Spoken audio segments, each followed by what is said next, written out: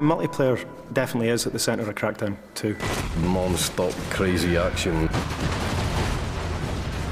It's a very physical game. You can ram people out of the way and it flips them up and they spin off into the sky. With plenty explosions. Just general awesome action all round.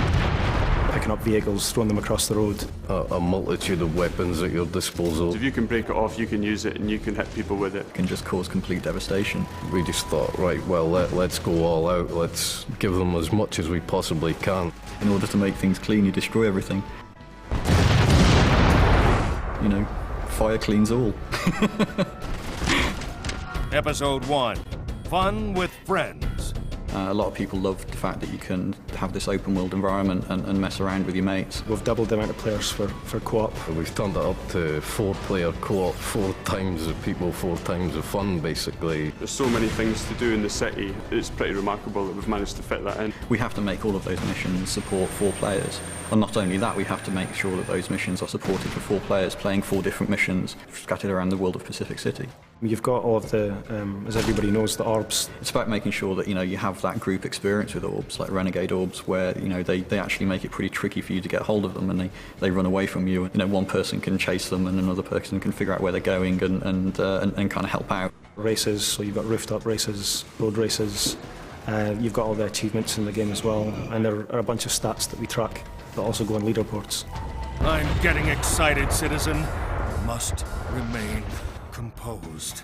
One thing we're pretty proud of is that you can then seamlessly go from your campaign game into your multiplayer game. There was a few times when you'd be playing the game and somebody would enter your game when you were testing and you didn't actually know they were in, and then suddenly this rocket would come from the side and there's one of the guys who's just joined your game and started blowing everything up. If friends come home from school or work or whatever, they just jump straight into your game. The player can come at a problem from 4 different sides and just defeat it that much faster. And we've added turreted weapons to all of the vehicles as well. Nominate one guy to drive, he jumps in, 3 of you jump in the back of the vehicle, one of you might have a rocket, another guy a heavy machine gun. You can just be a 100-mile-an-hour killing machine soaring through the city.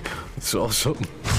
It's really down to the player to try and figure out tactics and strategies to use co-op gameplay. You can decide to ignore any direction you've been given and just mess around, do what you like. And we've added in the 16-player PvP. We support up to 16 people in the online game, and that's varying on different game types. At the moment we've got 3 different game modes: Deathmatch, Team Deathmatch and Rocket Tag.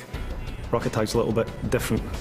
Basically, you've got to carry the orb for as long as possible, and the longer you carry it, the more points you score. Everybody's chasing one guy, rather than it being kind of everybody against everybody. It's a lot more over the top than what's around at the moment.